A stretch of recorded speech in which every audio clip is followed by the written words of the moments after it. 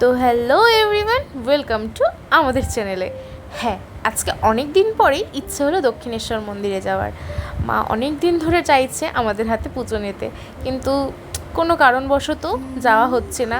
Time plus আমাদের দুজনেরই কিছু দরকারি একটা কিছু মানসিক ছিল, তো সেই জন্য যাওয়া হয়ে ওঠেনি।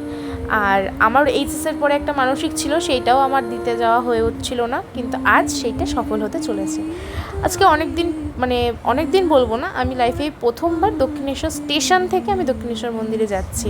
কারণ আমি যতবারই এসেছি বাবা মায়ের সাথে, হয় বাইকে গাড়িতে করে এসেছি, নয় মেট্রোতে করে এসেছি। কিন্তু যাই হোক, এইবার প্রথম আমার স্টেশনে করে নতুন এক্সপিরিয়েন্স। যাই হোক, আমরা স্কাইওয়াক থেকে নেমে আমরা চলে এসেছি মন্দিরের ভেতরে, মন্দিরে চলে এসেছি। তো ভিতরে তো আমাদের কোনোভাবেই ফোন নিয়ে অ্যালাউ করে না, তো তার জন্য আমরা বাইরে প্রথমে তোমাদের দৃশ্যটা দেখাচ্ছি। তো ভিতরে পুজো টুজো দিয়ে আমরা বাইরে এসে ঘাটের সামনে এসে বসেছিলাম।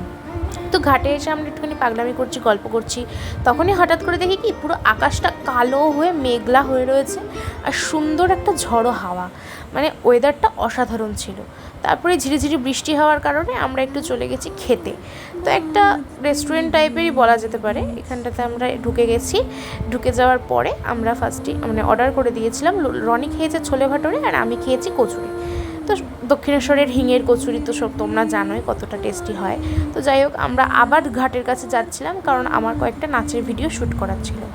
কেউ বলবে বৃষ্টি হয়েছে, সেই আবার রোদ উঠে গেছে।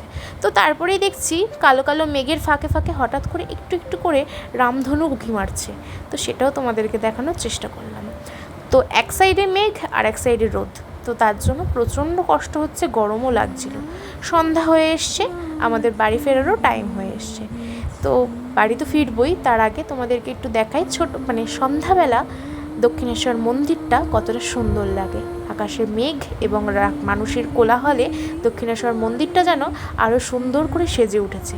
তো যাই হোক, ভিডিওটা তোমাদের কেমন লাগলো অবশ্যই কমেন্ট করে জানিও। তো ভিডিওটা তো আমার খুবই প্রিয় হয়েছে, কারণ আমার খুবই প্রিয় একটা স্থান দক্ষিণেশ্বর।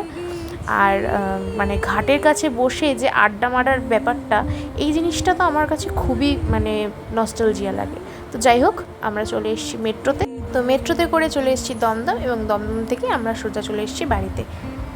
তো বাড়িতে চলে এসে আমরা আর কোনো শট নিতে পারিনি, তো আমাদের শরীরটাও ক্লান্ত লাগছিলো। তো দেখা হচ্ছে নেক্সট কোনো মিনি ব্লগে। ততদিন তোমরা ভালো থেকো, সুস্থ থেকো।